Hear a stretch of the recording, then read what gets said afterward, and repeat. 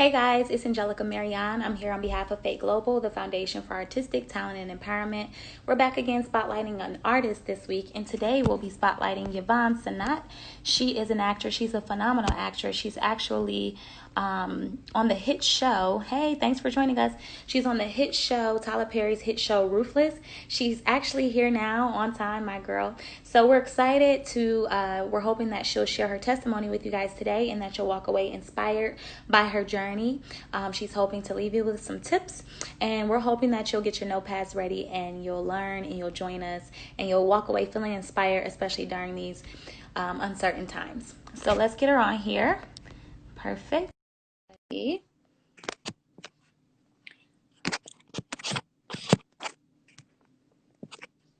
We're connected. Hi, beautiful. Hi. That's so nice to meet you. Oh, for some reason I can't see you. I flipped it. I feel like the camera. Oh, there we there go. we are. Hi. How are you? I'm great. I'm great. How are you? I'm good. You're so beautiful. It's so nice to see your beautiful face. Thank you. You too. I was watching your on your page. Is that you in that gorgeous black dress on your story? Yes. That was on American Soul. Yeah, that area. Oh my goodness. You see how they changed my hair like that? Oh, Jasmine, you look gorgeous. Yes. I mean, you look gorgeous now. I love the braid. Thank you. You are glam. Thanks, sis. Thanks. I just, with quarantine and then everything going on in the world, I'm already a natural anyways, but I was just over it with the hair. And then it's hot. I'm in Atlanta, so it's hot. Girl, we gonna put this braid and we gonna call it a day.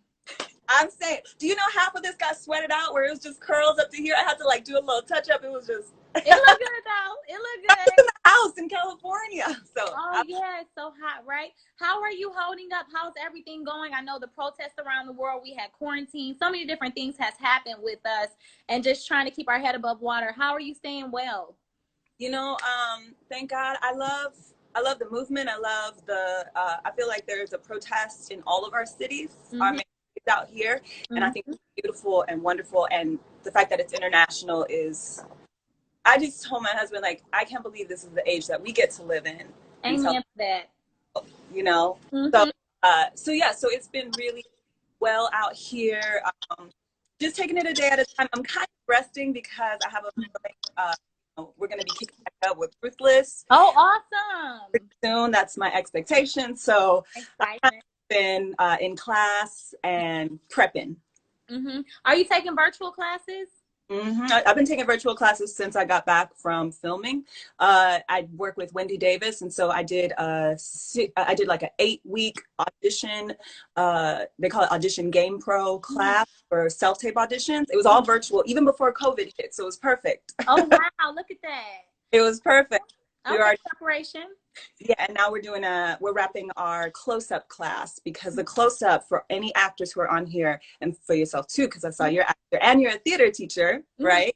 So you already know, I'm probably about to say, the close-up is crucial because it allows the audience to really fall in love with you, and nobody is usually this close to you except your loved ones, right? Right. But you can be vulnerable here. She likes to call it, Wendy Davis calls it, like, that's the falling in love zone. That's where people fall in love with actors and feel like they get to connect with actors. So I took a whole course because it's technical. It's a technical process to it, but that's what we got to do, right? Right. That's awesome. Well, good. I'm glad that you're well, you and your husband. Blessings to both of you. We're going to jump into it because I know we have a lot of people that are joining us. They're making comments. They're saying, you're so gorgeous, damn it.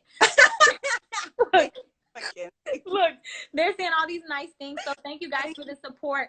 Just for those of you that are coming in, we want to let you know what we're doing. On behalf of the Foundation for Artistic Talent and Empowerment, that's my nonprofit. What we do is we hope to inspire other artists, and we do that through empowerment, artistic retreats, and providing financial services for artists, because we know the struggle is real as an artist. Yes. And oftentimes in this industry, sometimes not only do we forget to give back when we get gone with life, but some things can be closed lips, and we forget to kind of share information or tools we learned along our journey. So we're hoping that you'll mentor the younger version of you today with your testimony and inspire those that are coming on here to join us. If you missed this, you can watch it on the replay. Again, thousands of people watch this on our replay. This is on behalf of the Foundation for Artistic Talent and Empowerment. Today, we're interviewing with an amazing, phenomenal actress. She's beautiful, Yvonne Senat, and she is, make sure I say that last name right. Get it right. Yvonne Jones, yeah. Yes, Yvonne Senat Jones. Absolutely. If you see her Instagram, she just has it under Yvonne Senat. So make sure you guys connect with her, add her on there, go blow up her notifications with likes, and also follow the F.A.T.E Global page. My Instagram handle's there too if you enjoy this. So make sure you connect with all of us. So let's just jump into it. I know people are probably wondering, I mean, people see you pop up now and you're on a lead on the show and they're going to enjoy your work, but they're probably wondering, how did she get started in the entertainment industry? How did that happen for you? You know, I started in college, so I started late compared to some people, but I went back to school and I took some classes in acting I liked to see what I wanted to do career-wise. I landed on acting after doing an acting class, and I just had to trust God, like, because I had always been a business major to that, so it was very risky for me to think about declaring myself an acting major. Mm-hmm.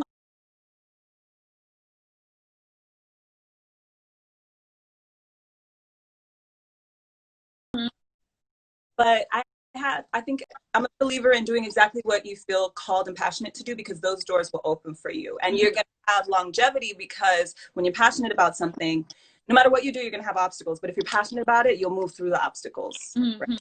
Mm-hmm. So I trusted God that that would be the right path. And thankfully, I got a full ride scholarship to get my master's in acting from the University of South Carolina. Whoop. Whoop. Whoop, whoop, Gamecocks. And so after that, I came back, but I was repped the whole time. I had an agent the whole time, and they worked with my scheduling and everything. And so, yeah, so I've actually been in the business of acting since, I would say, 2005. I just looked at my first credit, 2005. Oh my gosh, look at how time flies. I know, but I've been repped for about right at 5 years when I booked this, like, as in had a TV and film rep, not just a commercial rep. Awesome. Yeah. That's amazing. So when you were a young girl, did you always have a dream to be an actress, or did you kind of want to do something else? Because you said you did business, but, you know, did you dabble in other things along your journey, or did you know, like, as a young girl, okay, I'm going to be an actress, this is what I want to do? You know, it wasn't until I started studying it in college that I realized I had always been doing it, but I didn't realize it. That happened with me too. And the reason I did business was just because it was safe, safe major to do. But I was an only child until about 9 when my brother was born. So during that time, it was a lot of any single only children group. Right. A lot of imagination. Shout out to the shout out to my children out there. I'm not one of them. I'm not one of them anymore. But you do a lot of imagining and creativity and stuff. You have to do it because unless you're parents, which isn't going to happen all the time, right? And then I would be in charge of all the school plays at my church and stuff, the kids' plays. So I had been doing it the whole time and just didn't realize it. But I just really love the idea of not necessarily having to grow up. Oh yeah, no, seriously, like that's just the life to live. It's the life. So, you know, it hurts and it's hard to get there to where it starts paying your bills.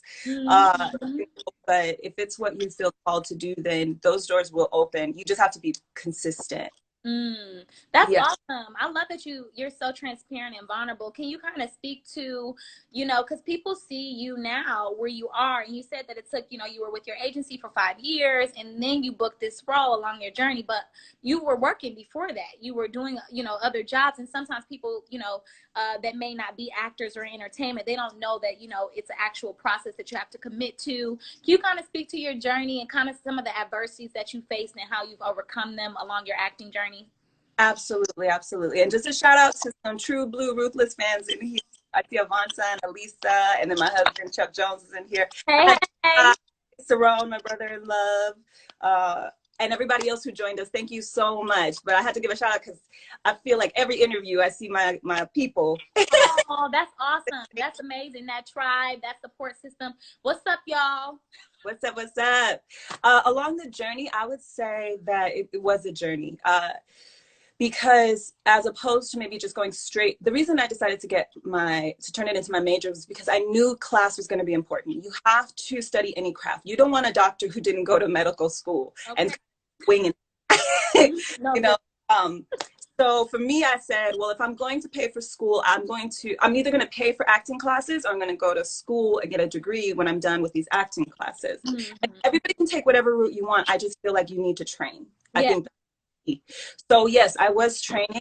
I had a day job for 15 years. Wow. 15 years at T-Mobile. Shout out to T-Mobile. I got T-Mobile. Hey, holding me down for 15 years. I got it straight out of high school. And then, like I said, I went to my bachelor's, went to my master's, came back they still gave me my job back. Like, it was just such a gift. And so I just want to encourage people who have the quote unquote day job. Like, that's not a problem. You have to sometimes go through a season of it. But the season ended where I really felt led, like, because I wanted to leave so many times, Angelica. I know you know feeling. No, I know. Because I'm the queen of quitting. I'll call my mama. I can't, I don't think I belong to it. I can't, like, in a second, every time. Exactly. So there's a season, though. There's a season. So I just, thankfully, my husband and I, he has a production company. We had got married. We were about 2 years in, and the money had started coming in more and more. And he was smart in that he taught me how to edit and shoot when we were dating, so that helped with the business. Yeah. And so I was replacing the editor. I was replacing his second shooter. And so all of a sudden it became that we could stabilize ourselves with just our business. And and Ubering and lifting on the side, straight up. Like, I was driving Uber and Lyft even when I booked my recurring on the Oval first. And before I found out that I was a series regular, girl, I went right back on the road. I was like, you were like, I still gotta get my coins. You just gotta maintain. And then there's bills that maybe you have been, like, you got to pay those off from when you were away shipping. And so it's a process. It's not just like boom and done, which is why I say you have to know, like, I don't want to do anything else but this, and I'm okay with the time it might take. If we're talking about 2005 as a start, that's 15 years in to get the first, gig where it's kind of like really kicking off. So that's just my advice, is just make sure that this is what you want to do. And if it is, forget the no's. Like, they're going to happen in any business that you're in. So you might as well do it in what you're passionate about until you get the yes that you want. That's my biggest advice. You got to maintain that consistency and stay trained up, stay prepared, and then just keep knocking. Yeah. Keep knocking, keep swinging at that beehive till all those bees come chasing you. I love it. Yes. That's what my friend always says. I love that. So you kind of spoke to, being on the Oval and then getting the opportunity, again, working with Tyler Perry to, your role as Tally. How did that come about, and how did it make you feel after you clearly did a good job in your first role? So now you got offered another role within the same, production company. It was a gift. It was a complete gift from God. I was just so blown away. I think that speaks to everybody who stays prepared. And also, I meet so many actors, and I'm so proud of my actors because they will do a great job co-star. They have one role, but they are like, I'm not messing it up. I'm going to be professional, because you don't know who's watching. So I didn't know Tyler Perry already had Ruthless written in his head. And so he already knew spinoff was happening. Had I come to that and been like, man, I should have this kind of role, or, this is just a one day kind of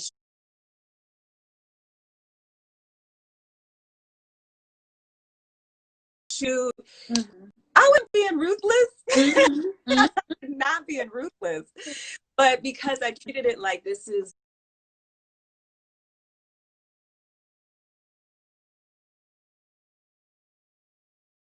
incredible opportunity, and I'm going to just do my very best. And obviously, I'm notorious for reusing us in the best way possible, for bringing actors back that he knows are committed, and not caring about our credits either, just looking at talent and the determination and drive of the individual. So I knew that going in, and I just really studied, made sure I was off book. I had strong choices. All grad school training came back, and I apply it. And thank God it worked. When it was there, it worked. And my other actors that were there gave me so much. So it made it easy. Wow. Oh, that's amazing. Made it so easy. So when I found out it was,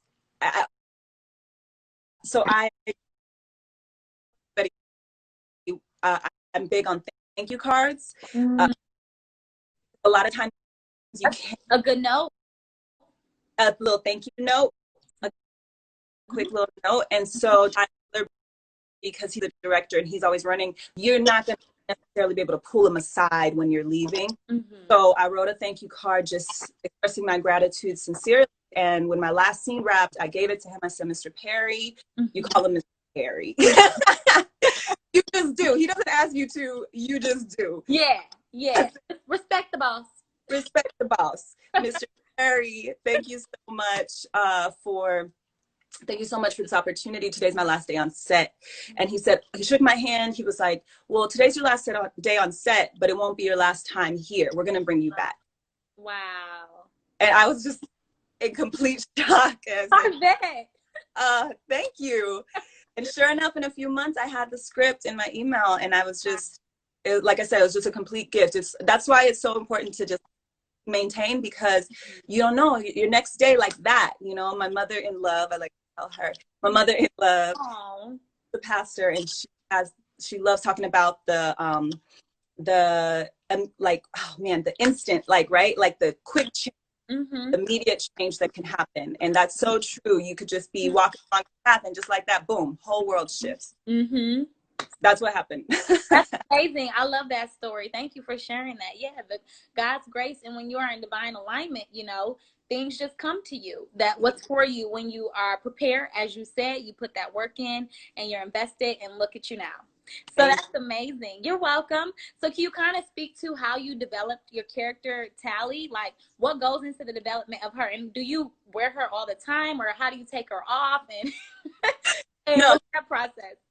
Lisa was like, Team Tally, woo-hoo. I love Tally. I love this character of Tally. Honestly, I can't think of any other character in Tyler Perry's massive repertoire that I would want to play besides Tally. Wow. Like, I adore her because, first of all, it's his first break into like action / thriller genre as a show.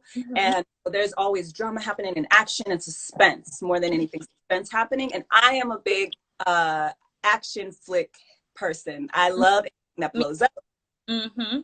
Scenes, car chases, all about it. Drama. The drama, the action, anything. So I love being part of this world of Ruthless, because that's what we expect. If you saw the last episode, which is on Ruthless BET Plus right now, it was jam-packed with action. So I love the world Tally is in.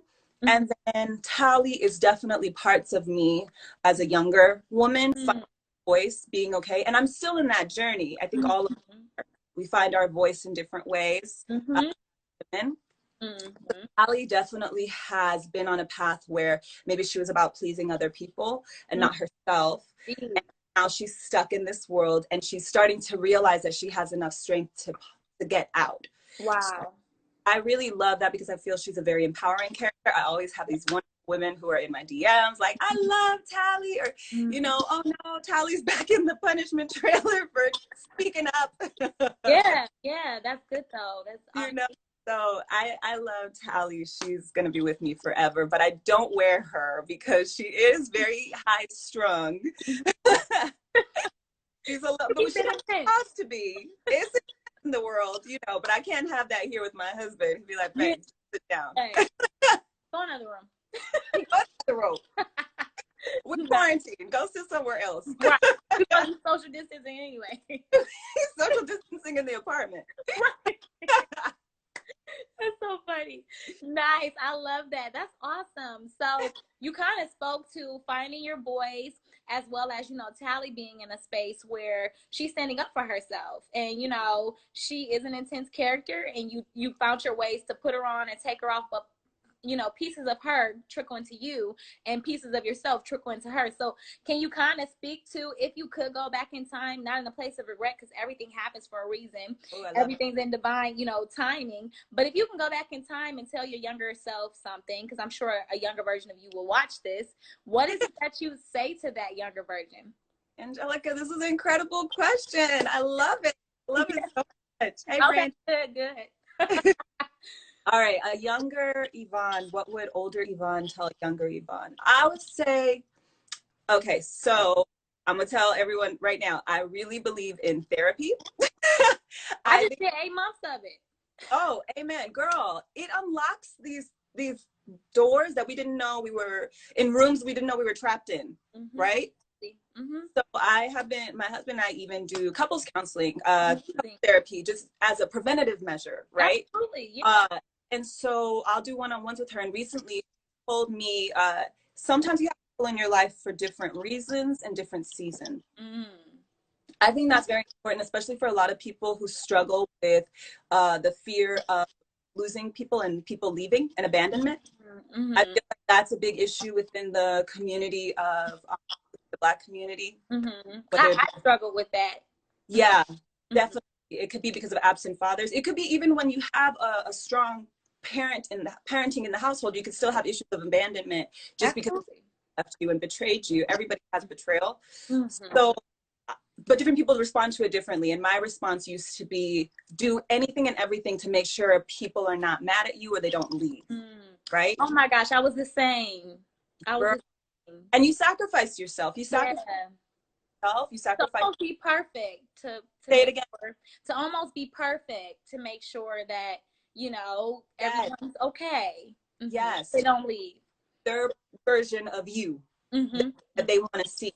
And the problem is that until you are okay with people being in your life for different reasons and different seasons, then you're not comfortable with using your own voice to express, I don't want to do something. I'm not comfortable with this. I'm not comfortable with this kind of treatment.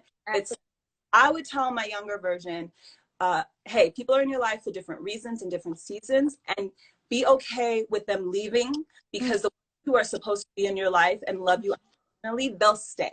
That's the word. That was I'm recently, like I said, we just started talking to her about that maybe a month ago, and I was like, my mind is blown. Yeah. I think in the Black community, the whole idea of therapy, there's a big stigma around it. And on this highlighting artists, we've had different actors come on and mention that they're in therapy and acknowledge that. And that was their first time ever saying that to the world. And then we had other people you know, flood their inboxes saying, thank you so much for saying that, because I felt uncomfortable about going, especially among the Black community. Is this stigma about therapy, like, oh, you're not crazy, you better not be going to therapy. They you know, they associate being crazy with going to therapy, when I mean, it's nothing like that. It's been one of the best investments I've ever made, between that and a personal trainer. So I was about to say that. I was like, honestly, if you have goals for yourself physically, you're gonna get a professional to assist you in doing things that you don't know how to do yet, which is why you would get a physical trainer. So you want to maintain your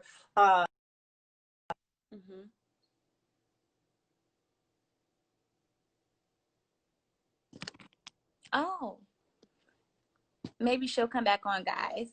Just stick out with us. Let's see. Something happened here. We got disconnected. We're going to send it to her again.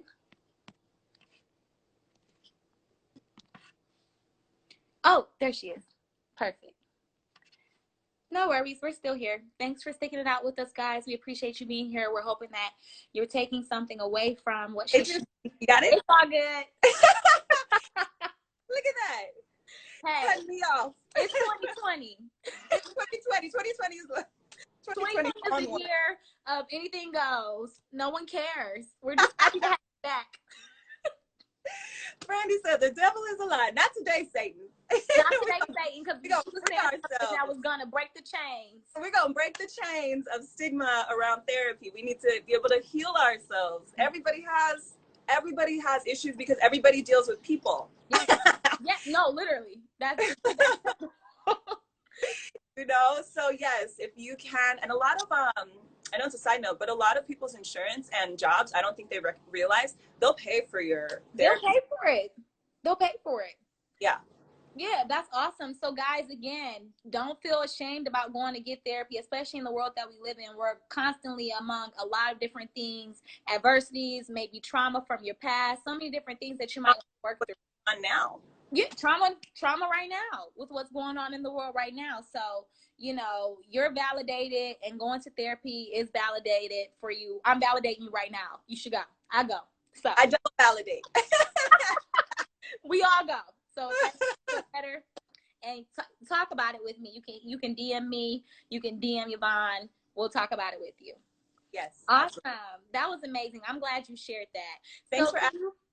Absolutely. Can you kind of talk about maybe your favorite set experience? What has that been like for you?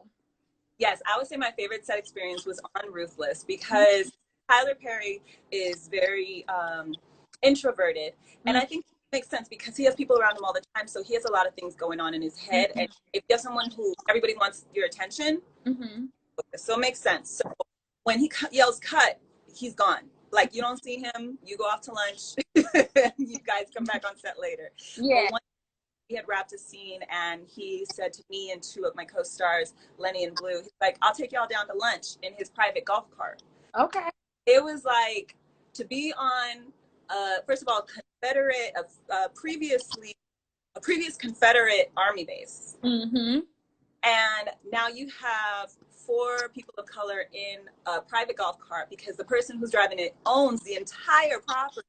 Isn't that beautiful? I had no words for the experience of that. You know, it was so many symbolic things, so many just real things. Like, oh my God, Tyler Perry is driving me to lunch. No, seriously, like that's like a dream come true for many. Yeah, and I had to just stop and breathe it in because a lot of times we go through one thing after another. We weren't done with our, you know, set for the day or anything. But sometimes if you run into the next one, which I am guilty of, you won't be in the moment, and that moment's going to be gone. So I just really had to breathe. I remember like trying to like take a mental picture of it and take everything in. And it was just wonderful. So yeah, that was by far my favorite experience on set. Nice. That's awesome. Sometimes we get questions. If you guys have questions, put them in the question box, because I saw a couple questions in the comments box, and we want to make sure that about our skin routine. Oh, is that what they want to know? I saw somebody before I got kicked off last time. He's like, how do you do your skin? I do like just a real basic Neutrogena wash and a lot of water. You guys, look, it's right here. This is gallon. This is the size of my head. Yes, receipts. Show us the receipts. She drank all her water today already. All my water. So water. And then MAC makeup. Y'all know this is makeup and highlighter and bronzer. You do it yourself? Girl, I have been watching YouTubes like crazy because you know it's just us. When you're the same, right? Yeah. Nobody's coming to do your makeup or hair. Nobody's coming to do your makeup. Guys, again, put the questions in the question box if you don't mind, because we want to make sure that we answer them for you. Oh. Yep. Chicago. Oh my gosh, that was our reader, and she was talking about season 2. That's another thing. Tyler Perry will have people on set to read with you the entire time because we are filming so many episodes. I brought my binder so you guys could see these are all my lines. Wow, that was what I was gonna ask you next. I was gonna say, how do you manage working in such a fast-paced setting with so many lines to learn? So many takes to do. Yeah, it was this. Like, and Blue is so funny. He's Andrew on the show. He used to make fun of the binder, and then one day he needed it, and I was like, exactly, because I got all the scenes here labeled. Yeah, you're organized. Is that how you stay? How do you stay, you know, balanced with having to learn so many lines? On top of that, I'm sure you might get auditions as well too. Well, thankfully, you know what? When you do book something like a series regular or a recurring, your team will hold off on the auditions because they know you are focusing. So that's the plus side. But yes, before I booked it, I definitely had to learn the lines very quickly for the callback. And then when I got all of these, I had to put them in a binder because I had to know which ones. Yes, Ruthless is coming back in the fall for our fall break. We're on a break right now. And so I had to do the biggest scenes first. And I just treated it like theater because I went to grad school and I was Blanche Dubois in Desire, which was like my favorite role. But she's on stage the entire play, talking the entire play. She's got like 2 scenes she's not on. You know, so I had to memorize a whole play. So I had to just keep reminding myself, Yvonne, you've done this before. You can do this again. Just do the work. It'll pay off. And I'm so happy because it moves so quickly. You will shoot all of your scenes, as many as possible, in your location in one day. So you could be going through emotions, like boom, boom, boom, out of sequence. Lines need to be the last thing on your mind. And they do have a line person that you can call line if you need it, so you're not completely without a net. But you just don't want to do that because then you're not focusing on your partner or your character or what's going on. So being prepared is key, actors. We all, yes. Look, Brandy said she keeps her binder too. Brandy is my friend who's going to be on P-Valley on Stars as the lead. Nice. Congrats, so Brandy. Huh? I was saying congrats. Yes. That's awesome. So, I mean, you told us so many cool things. You shared your journey. I mean, a lot of people probably think, oh, yeah, she got that role because they haven't followed your journey from the beginning. You've been in this for about 15 years now, you know, so they're probably like, oh, she probably got this because she knew this person, she knew that person. Can you kind of speak to the importance of relationships, but also the importance of you just put the work in? That's why you got this. Well, I think they're the same thing because the relationship was built with the casting director first. So Miss Coleman is the casting director for Tyler Perry's stuff in LA, and Raven is Raven Drummer is casting director in Atlanta. So yes, Raven, you all need to go to Raven's page. Like, she gives so much great information. But with Kim out here, Miss Coleman, she brought me in for almost all of his pilots just in a row. And the reason someone's going to do that in a casting office is because they have seen you do a good job. Yes. How would they bring in? They were telling the last casting director for Talkback, they get like 10,000 submissions per role. So for you to even get in the room is a 10 in 10,000 chance. I always say, like, be proud of yourself for even getting the room, because that's a big win. Okay, win. And I've been told that actors will show up late. They'll be like irritable. They won't be prepared. And, like, you guys, you have a 10 in 10,000 chance. Do not blow it by not being prepared to develop a relationship in the room. Because relationships, casting directors talk. And if you come in and you're treating it like, oh, I don't really like this role, so I'm gonna do a little like halfway, bro, like, you're shooting yourself in the foot when you have such an incredible opportunity. So it's both things. And I send thank you cards afterwards, and I actually have an Excel spreadsheet with who the casting director was, what the role was, who was in the room. I try to get their name if they're an assistant, because how much better do you feel if you're assisting somebody and the person who saw you last week remembers your name? Hey, Yvonne, good to see you again, you know, or remembers the conversation you had. So it is definitely relational, but if you could be the nicest person in the room, but if you don't do a good job, they're not going to bring you back. Exactly. That's awesome. Yeah, that's some good advice. That's solid. Like, so, you know, along your journey, you've booked, you're working actress, but I'm sure along the journey, you've experienced a lot of rejection. You went out for a lot of different roles, got a lot of different no's that maybe you just thought, this is the one. And it might not have been the one, that one. Can you kind of speak to how you stayed persistent and empowered among that rejection? You know, there was a story I told when I was filming. I'd go visit South Carolina to talk to the students as an alumni. Oh, nice. And I shared this story because I had a friend who passed away unexpectedly. And there was this big audition I had been prepping for, and I swore, Angelica, I was like, this is the one. Jesus, this is the one. The one. I would love to be this role. I feel like I have it down. Like, it was a little bit of improv, and I felt like I really nailed it. And I found out that morning, thankfully the audition was in the evening, that he had passed. I spent the whole morning crying. I was so angry. And so I went to the audition and I was like, but I have to book this because I feel like that's how the world should work. Right? Something happens, so then something great needs to happen next. Oh, yeah. Get a call back. Wow. Even get a call back. And I will tell you right now, I will admit I was depressed after that week. Yeah.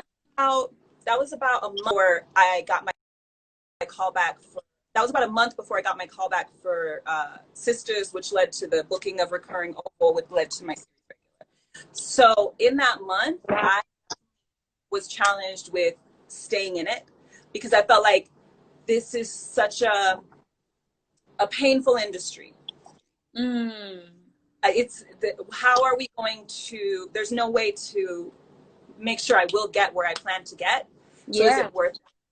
Yeah. But right now, like, it was just little things along the road that kept me going.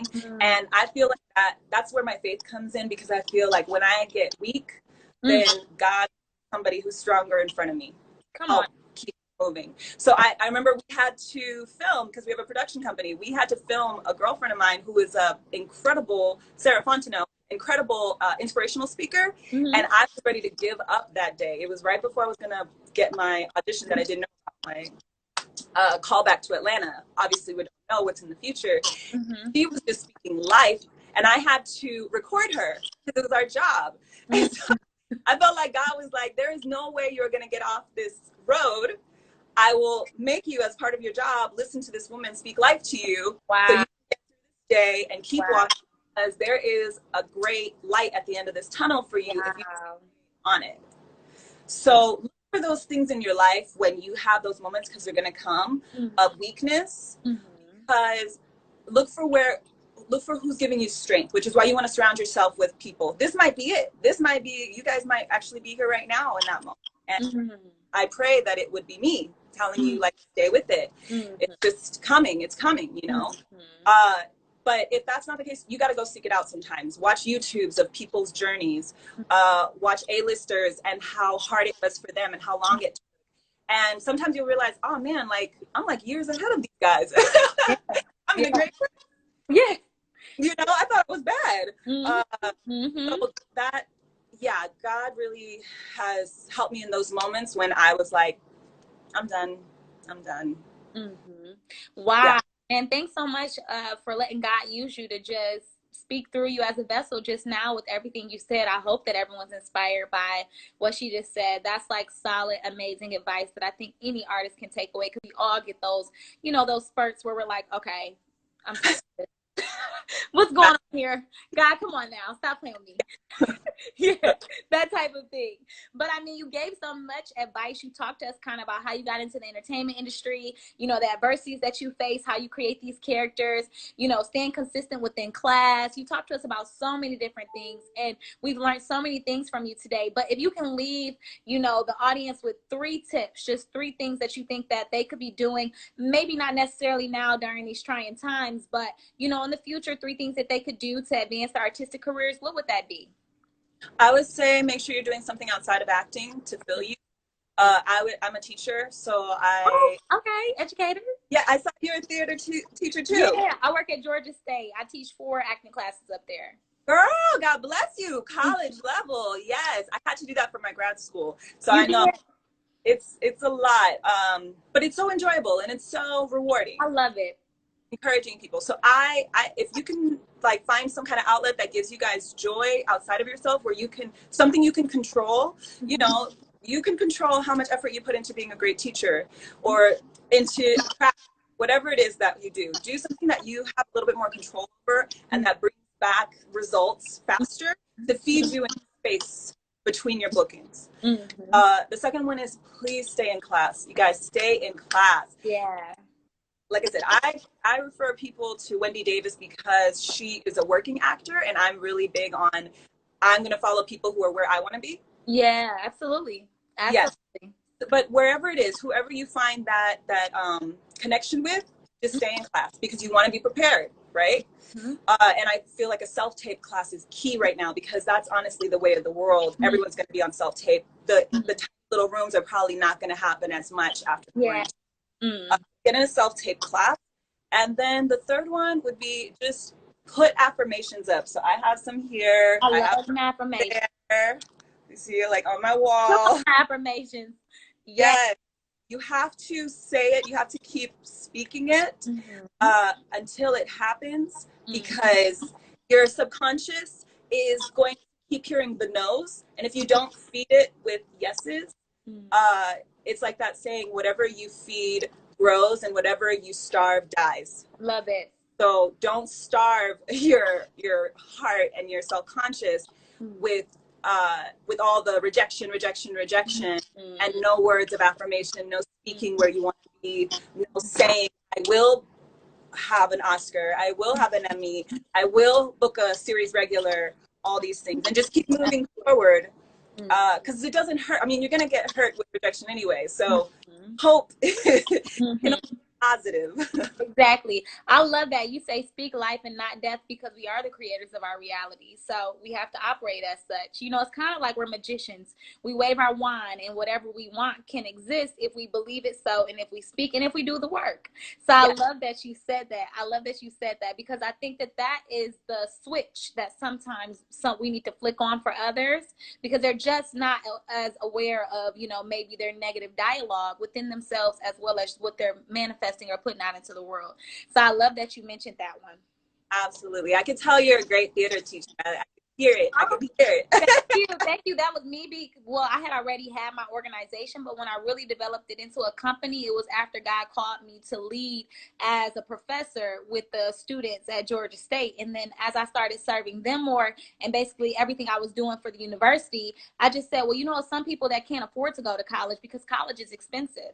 Yeah. So, you know, I basically do the same exact thing at Georgia State. I just do it with my company for like impoverished communities and like at-risk teens, because I come from an impoverished community in Detroit, and I was an at-risk teen growing up. So I basically decided to become everything that I didn't have for someone else. And so that's why I started the organization. So when I see people like you that, you know, God calls me to reach out to, I'm just so thankful that you came on here. You could have been doing anything right now. You know, you could have been looking at YouTube, learning how to do your makeup. You could have been preparing. There's so many things you could have been doing. You could have been meditating. You could have been reading your books, whatever. But you came on here and you gave your time, and that is priceless. So I truly appreciate you on behalf of our company, just inspiring not only myself but our whole platform. You know, the whole world. So thank you for being a light and just being a queen. You wear your crown extremely well, and I'm just so happy and blessed that I was able to interview with you. Well, Angelica, I just want to say, first of all, thank you. Those words, I'm soaking them all, and that's feeding me right now. I really appreciate it. And I feel like I could do no less, because as I shared with you, people's words and speaking journeys have been what has kept me here and gotten me here. So as much as possible, I try to do this. And plus, I saw that your foundation gives, you know, monetary support and just like different kind of support to the artists. And that a no-brainer. Give back to those communities. Our heart, my husband's heart, is to provide financial wellness for our communities and to allow them to start becoming financially free. Absolutely. For us. And also we have a production company, so giving people opportunities, etc., like that. So it is all about giving back. And so I really thank you that you, at your age, at your young age, saw, you know, the need and filled it. You weren't like, I just have to wait. You're like, nope, I'm going to step up. Yeah. So, who's else can do it? You know, I honor you, and thank you so much for having me. I know somebody asked if we're going to be on tonight. We're on a break. We're on our mid-season break, like the Oval. You know how TP does a nice little 12 to get you guys there, and then he saves the other 12 for the next season. So that's what up and make you wait. He's trying to make you wait, you know, salivate for the next one, which we're all over here. But Angelica, no, it's a complete honor, and I love your foundation. I will be following you, and I will be looking to support in any way that I can. Thank you so much, sis. I really appreciate that. I really enjoyed this. Again, guys, if you love what she had to say, make sure you follow her Instagram handle below. Follow the F.A.T.E Instagram handle and the Angelica Marion Instagram handle. Again, we honor you. We hope you have an amazing day, Queen. We're going to let you go, and we'll send you this final cut once we edit it. Wonderful. Thank you so much, Angelica. Is Your American Soul, when is it out? It came on yesterday. I'll send it to you. I was on one episode. I'll send it to you. It was actually funny. I was playing a side chick. Oh, you're the one I saw on Twitter. Yeah, maybe. They said, oh no, he did not just pop up in the Yeah, Demetria McKinney. The side chick's piece. Yeah. Yep, it was awesome. I loved working, and I love that. I love just that set. It was just so fun. They gave me the freedom, because I used to be a dancer before an actress. They gave me the freedom to kind of just dance, be myself, have a good time. So it was a really funny scene, and kind of that whole episode led up to that moment. So it was like a pivotal, moment within the episode. So I enjoyed working with them. That was a good time. Okay, we're watching it. We're watching it right now. Okay, I could just send it to you too. Okay. All right. See you soon, sis. Thank you. See you guys later. Thank you so much. And check out Ruthless BET Plus. You can catch up on all 12 episodes, so y'all be ready for the fall for episode 13 on there. Love Thanks, Angelica. Thanks, Fate. Bye-bye. See you soon.